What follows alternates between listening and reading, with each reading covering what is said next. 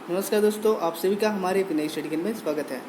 दोस्तों, यदि आप सीजीपीएससी, व्यापम, एसीएफ रेंजर या अन्य किसी भी इससे रिलेटेड एग्ज़ाम की तैयारी कर रहे हैं तो यह वीडियो आपके लिए बहुत ही महत्वपूर्ण है, क्योंकि आज हम लेके आए हैं आपके लिए साइंस से रिलेटेड कुछ महत्वपूर्ण प्रश्न।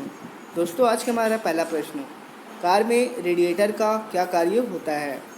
इंजन को गर्म करना, गति को नियंत्रित रखना, या विद्युत उत्पन्न करना, या इंजन को ठंडा रखना। दोस्तों, कार में रेडिएटर का कार्य होता है इंजन को ठंडा रखना। अगला प्रश्न है दोस्तों, मनुष्य के शरीर के ताप जो है होता है 85 अंश सेंटीग्रेड, 37 अंश सेंटीग्रेड, या 50 अंश सेंटीग्रेड, या 97 अंश सेंटीग्रेड। दोस्तों, मनुष्य के शरीर का ताप जो होता है वो होता है 37 अंश सेंटीग्रेड। अगले प्रश्न है दोस्तों, दूर दृष्टि दोष से पीड़ित व्यक्ति को दूर की वस्तुएं दिखाई नहीं देती है या निकट की वस्तुएं दिखाई नहीं देती हैं, वस्तुएं तिरछी दिखाई देती है या वस्तुएं उल्टी दिखाई देती है। दोस्तों, दूरदृष्टि दोष से पीड़ित व्यक्ति को निकट की वस्तुएं दिखाई नहीं देती है। अगला प्रश्न है दोस्तों, किताब के ऊपर रखे किसी लेंस को ऊपर उठाने पर यदि मुद्रित अक्षरों का आकार बढ़ता हुआ दिखाई देता है तो लेंस अवतल है, समतल है, उत्तल है, या उपर्युक्त में से कोई नहीं। दोस्तों, किताब के ऊपर रखे किसी लेंस को ऊपर उठाने पर यदि मुद्रित अक्षरों का आकार बढ़ता हुआ दिखाई देता है तो लेंस जो है उत्तल लेंस है। अगला प्रश्न है दोस्तों, किसी लेंस से अक्षरों का आकार छोटा दिखाई देता है तो लेंस उत्तल है, समतल उत्तल है, समतल अवतल है, या अवतल है। दोस्तों, यदि किसी लेंस से अक्षरों का आकार छोटा दिखाई देता है तो वो लेंस जो है अवतल लेंस है। अगला प्रश्न है दोस्तों, तारे टिमटिमाते हैं अपवर्तन के कारण, परावर्तन के कारण, वर्ण के कारण, या प्रकीर्णन के कारण। दोस्तों, तारे जो है टिमटिमाते हैं अपवर्तन के कारण।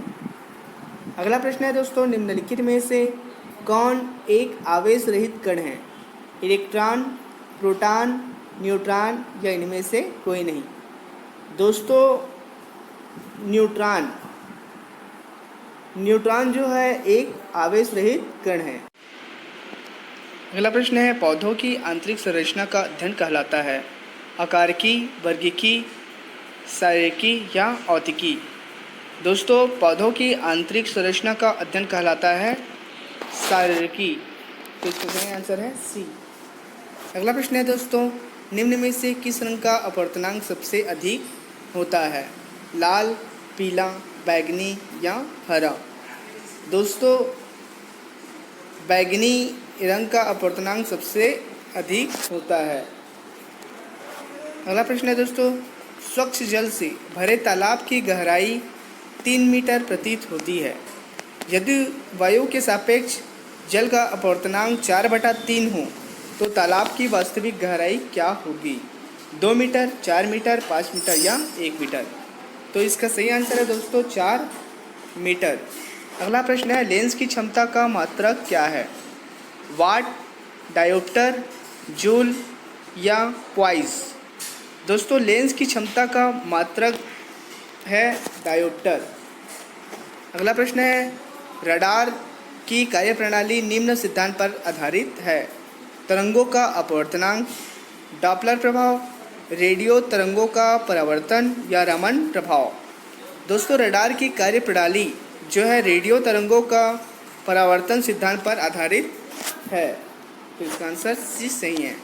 अगला प्रश्न है, न्यूटन की गति के नियमों के अनुसार निम्न में से कौन सा कथन जो है सत्य है? प्रथम नियम में से बल की परिभाषा ज्ञात की जाती है, द्वितीय नियम से बल की परिभाषा ज्ञात की जाती है, तृतीय नियम से संवेग संरक्षण सिद्धांत प्रतिपादित होता है, या उपर्युक्त सभी। दोस्तों, इसमें जो है द्वितीय नियम से बल की परिभाषा ज्ञात की जाती है। यह ऑप्शन जो है बिल्कुल सही है। अगला प्रश्न है, किसी पिंड के उस गुणधर्म को क्या कहते हैं जिससे वह सीधी रेखा में विराम या एक समान गति की स्थिति में किसी भी परिवर्तन का विरोध करता है।